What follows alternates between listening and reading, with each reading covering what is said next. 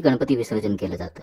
आपल्याकडे जी पद्धत असेल त्या दिवशी आपण विसर्जनाच्या दिवशी दुपारी माध्यान्हाच्या वेळी म्हणजेच साधारणतः 12:30 वाजेनंतर ही उत्तर पूजा करावी आणि गणपती बाप्पाच्या मूर्तीचं विसर्जन सायंकाळी करावं. शांत वेळेत संध्याकाळच्या वेळेला ऊन नसताना गणपती बाप्पाचं विसर्जन करावं. स्थापनेप्रमाणेच उत्तर पूजेला महत्व आहे. उत्तर पूजा जर विधिवत केली तर त्या पूर्ण जी सेवा असते आपली तिला पूर्णत्व प्राप्त होतं. आता आपण बघूया विसर्जनाची उत्तर पूजा कशी करावी. अनंत चतुर्दशीच्या दिवशी किंवा ज्या दिवशी आपल्या घरी गणपती विसर्जन असेल त्या दिवशी रोजच्या प्रमाणे सकाळी गणपती बाप्पाची आरती करून घ्या. दुपारच्या वेळेला 12:30 वाजेच्या दरम्यान आपल्याला ही पूजा करायची आहे. स्वच्छ किंवा नवीन वस्त्र परिधान करावेत. आपल्या कपाळाला कुंकू लावून घ्या. महिलांनी हळद कुंकू लावावं. चंदनस्य महत्पुण्यम पवित्रम पापनाशनम आपदा हरते नित्यम लक्ष्मीस्तिष्ठती सर्वदा. पूजेला आपल्याला बसण्यासाठी आसन घ्यावं. गणपती बाप्पाच्या मूर्तीच्या समोर आसन मांडून बसून घ्या.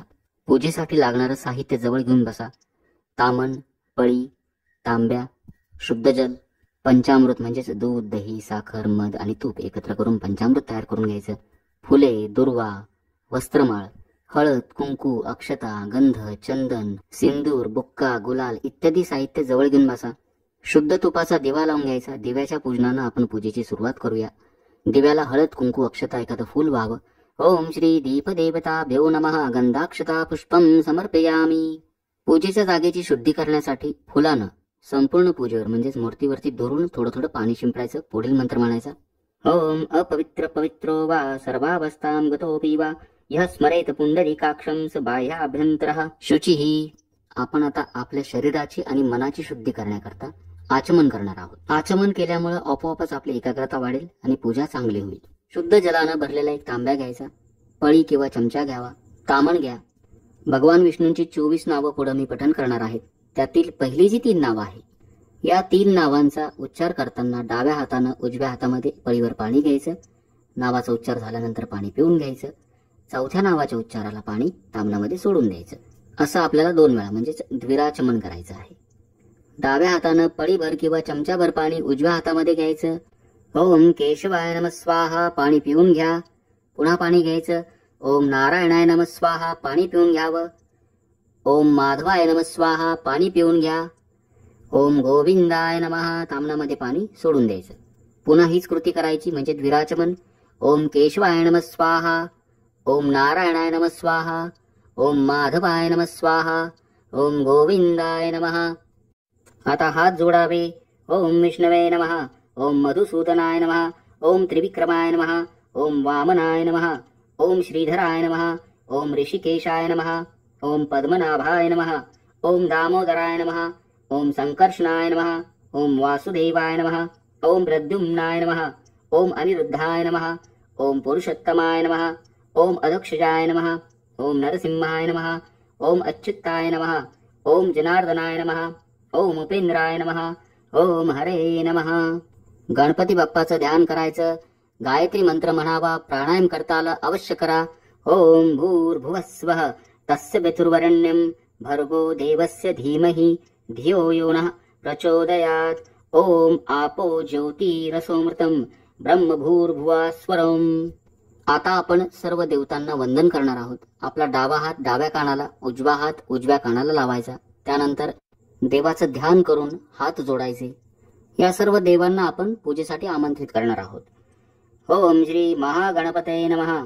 इष्टदेवताभ्यो नमः. श्री सरस्वते नमः. श्री गुरुभ्यो नमः. कुलदेवताभ्यो नमः. ग्रामदेवताभ्यो नमः. श्री स्थानदेवताभ्यो नमः. वास्तुदेवताभ्यो नमः. मातृपितृदेवताभ्यो नमः. सर्वेभ्यो देवेभ्यो नमः. सर्वेभ्यो ब्राह्मणेभ्यो नमः. आपण आता विसर्जनाच्या पूजेचा म्हणजेच उत्तर पूजेचा संकल्प करणार आहोत. आपल्या उजव्या हातामध्ये 2 पळी पाणी घ्यावं. त्यामध्ये हळद, कुंकू, अक्षता, एखादं फूल घ्यावं. मनोमन गणपती बाप्पाचं ध्यान करा, स्मरण करा. तिथिर्विष्णुस्तथा अवारो नक्षत्रं विष्णुरेव च योगश्च करणं चैव सर्व विष्णुमय जगत. अद्य एवं गुणविशेषण विशिष्टायां शुभपुण्यतिथो म्हणायचं. मम आत्मनः सकल शास्त्र पुराणोक्त फल प्राप्त्यर्थं श्री गणपती देवता प्रीत्यर्थं अस्माकं सकल कुटुंबानां क्षेम स्थैर्य, आयुर, आरोग्य, ऐश्वर्य, अभिवृद्ध्यर्थ, समस्त मंगल वाप्त्यर्थम अद्य शुभयोगे शुभकरणे भाद्रपद मासे चतुर्दशां प्रतिवार्षिक विहितां यथा ज्ञानेन यथा मिलितोपचार द्रव्ये श्री गणपती उत्तरपूजनम करिष्ये. आपल्या हातातील पाणी तामणामध्ये सोडून द्या. हे पाणी नंतर झाडाला घालावं, तुळशीला घालू नका. आता यानंतर आपण गणपती बाप्पाची पंचोपचारे पूजा करणार आहोत. प्रथम गणपती बाप्पाचं ध्यान करा. वक्रतुंड महाकाय सूर्यकोटी समप्रभ निर्विघ्नं कुरु मे देव सर्वकार्येषु सर्वदा. नंतर स्नान. शुद्ध जलानं आपण स्नान घालणार आहोत. दुरूनच फुलानं मूर्तीवरती थोडं थोडं पाणी शिंपडायचं. श्री महागणपते नमः स्नानं समर्पयामी. यानंतर पंचामृत स्नान. फुलानं दुरूनच थोडं थोडं पंचामृत मूर्तीवरती शिंपडावं. श्री महागणपते नमः पंचामृत स्नानं समर्पयामी. यानंतर पुन्हा थोडंसं शुद्ध जल फुलानं शिंपडावं. श्री महागणपते नमः शुद्धोदक स्नानं समर्पयामी. आता गणपती बाप्पाला वस्त्र अर्पण करायची. कापसाची वस्त्रमाळ तयार करून घ्यावी, गणपती बाप्पाला अर्पण करायची. श्री महागणपते नमः वस्त्रोपवस्त्रे समर्पयामी. बाप्पाला चंदन लावावं, गंध लावावं. श्री महागणपते नमः विलेपनार्थे चंदनं समर्पयामी. हळद कुंकू लावावं. श्री महागणपते नमः हरिद्राम कुंकुम च समर्पयामी. बाप्पावरती अक्षता वाहाव्यात. श्री महागणपते नमः अलंकारार्थे अक्षतां समर्पयामी. बाप्पाला गुलाल सिंदूर अर्पण करावा, बुक्का अर्पण करावा. श्री महागणपते नमः नाना परिमल द्रव्यं समर्पयामी. सिंदूरं समर्पयामी. यानंतर गणपती बाप्पाला फुले अर्पण करावीत. श्री महागणपते नमः पुष्पं समर्पयामी. गणपती बाप्पाला 21 दुर्वांची जुडी अर्पण करावी. श्री महागणपते नमः दुर्वांकुरान समर्पयामी. यानंतर दीप म्हणजेच तुपाच्या दिव्यानं बाप्पाला ओवाळायचं. श्री महागणपते नमः दीपं समर्पयामी. अगरबत्तीने ओवाळावं. श्री महागणपते नमः धूपं समर्पयामी. यानंतर बाप्पाला नैवेद्य दाखवावा. गणपती बाप्पाला 21 मोदकांचा नैवेद्य दाखवावा, जो गणपती बाप्पाला आवडतो. बाप्पाच्या मूर्तीसमोर जमिनीवरती पाण्याचा चौकोन करावा. त्यावरती नैवेद्य ठेवावा. 3 वेळा नैवेद्याभोवती पाणी फिरवायचं. ओम प्राणाय स्वाहा, ओम अपानाय स्वाहा, ओम व्यानाय स्वाहा, ओम उदानाय स्वाहा, ओम समानाय स्वाहा, ओम ब्रह्मणे नमः. श्री महागणपते नमः नैवेद्यं समर्पयामी. गणपती बाप्पाला एक नारळ अर्पण करावं, दक्षिणा अर्पण करावी.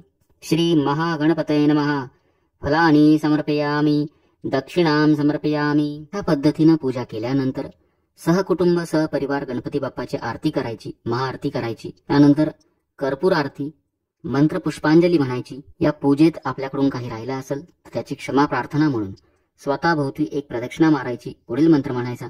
यानि कानि च पापानि जन्मांतर कृतानि च तानि तानि विनश्यन्ति प्रदक्षिण पदे पदे. मंत्रहीनं क्रियाहीनं भक्तिहीनं जनार्दन यत्पूजितं मया देव परिपूर्णं तदस्तु मे.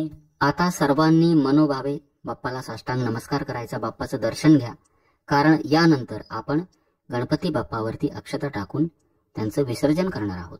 जसं स्थापनेच्या दिवशी आपण विशिष्ट मंत्र उच्चार करून गणपती बाप्पांची प्राणप्रतिष्ठापना केली, म्हणजेच त्यांच्यात प्राण ओतले, अगदी त्याच पद्धतीनं अक्षता टाकल्यानंतर त्यांचं विसर्जन होईल. म्हणून घरातील सर्व व्यक्तींनी गणपती बाप्पाला नमन करावं, त्यांचा आशीर्वाद घ्यावा. एका वाटीमध्ये दही आणि पोहे एकत्र करावेत. दुसऱ्या वाटीमध्ये हरभऱ्याची डाळ भिजून घ्यावी पाण्यामध्ये. तळलेले मोदक, हरभऱ्याची डाळ आणि दही पोहे या पदार्थांची शिदोरी गणपती बाप्पांच्या सोबत विसर्जनाला दिली जाते. हे सर्व पदार्थ गणपती बाप्पांच्या मूर्तीसोबत पाण्यात विसर्जित करायचे. आता आपल्या उजव्या हातामध्ये अक्षता घ्याव्यात, फुलं घ्यावीत. पुढील विसर्जनाचा मंत्र म्हटल्यानंतर गणपती बाप्पावरती फुले आणि अक्षता वाहून द्यायच्या. मनोमन गणपती बाप्पांचं ध्यान करा, त्यांना नमस्कार करावा. म्हणायचं आनेन कृत उत्तराराधनेन तेन श्री भगवान सिद्धिविनायक सांग सहपरिवारः प्रियताम. ओम तत्सत्. यान्तु देवगणा सर्वे पूजामादाय पार्थिवीम् इष्टकाम प्रसिद्धर्थं पुनरागमनाय च. मूर्तीवरती अक्षता फुले वाहून द्यावीत. अक्षता टाकल्यानंतर बाप्पाची मूर्ती थोडीशी हलवायची. उत्तर दिशेला बाप्पाचं मुख होईल अशा पद्धतीने मूर्ती हलवा. ही झाली बाप्पाची उत्तर पूजा. आता आपण ज्या ठिकाणी गणपती बाप्पाचं विसर्जन करणार असाल, दुपारच्या वेळेला आपल्याला ही पूजा करायची असते. संध्याकाळच्या वेळेला विसर्जन करा. भर उन्हात बाप्पाला घराच्या बाहेर विसर्जनासाठी नेऊ नये. संध्याकाळी वातावरण शांत असताना आपल्या गावामध्ये, शहरामध्ये जी जागा आपल्याला नेमून दिली असेल त्या ठिकाणी पाणवठा असेल, विहीर असेल किंवा नदी असेल त्या ठिकाणी जाऊन बाप्पाचं विसर्जन करा. घरामध्ये कुठल्याही प्रकारची वाद कटकट न घालता शांत चित्तानं बाप्पाचं विसर्जन करायचं. विसर्जन करताना सोबत जी शिदोरी असते, तळलेले मोदक, दही पोहे, डाळ हे बाप्पाच्या सोबत विसर्जित करायचे. 10 दिवसांचं जे फुलं असतील किंवा पत्री असेल, पूजेचं साहित्य, निर्माल्य हे सर्व विसर्जन करायचं. बाप्पाला विसर्जनाला नेताना ताम्हणात घेऊन जायचं. त्यांच्या डोक्यावरती एखादं लाल वस्त्र ठेवावं, नवीन वस्त्र ठेवावं. 3 वेळा विसर्जना अगोदर मूर्ती डोक्याला लावायची आणि हळुवारपणे पाण्यात सोडून द्यायची. मूर्ती फेकू नका. सर्वात महत्वाचं, आपल्या हातानं व्यवस्थित विसर्जन करा. बऱ्याच वेळा आपण सार्वजनिक गणेश मंडळामध्ये गणपती बाप्पाची मूर्ती देतो, त्या ठिकाणी कधी कधी व्यवस्थित विसर्जन होत नाही. आपल्या हातानं व्यवस्थित बाप्पाचं विसर्जन करा. उरलेलं जे पूजा साहित्य असतं, नारळ विसर्जनाच्या ठिकाणी किंवा आपल्या घरी फोडून त्याचा प्रसाद करावा. पूजेतील कलशाचं पाणी आपल्या घरामध्ये, घराच्या आजूबाजूला शिंपडून द्यावं. शक्य झाल्यास विसर्जनाच्या जागेवरची जी माती असते, म्हणजे पाणवठा असेल, विहीर असेल, त्या ठिकाणची माती घरी घेऊन यायची. आपल्या घरात, घराच्या आजूबाजूला ही माती पसरून द्यावी. सुपारी आपण पुन्हा पूजेत वापरू शकता. बाप्पाच्या जागी आपण जी सजावट केलेली असते, डेकोरेशन असतं, तर ते लगेच विसर्जनाच्या दिवशी काढू नका. दुसऱ्या दिवशी सर्व जागा आवरून स्वच्छ करून घ्या. स्थापनेप्रमाणेच शास्त्रोक्त उत्तर पूजा आपण अवश्य करा.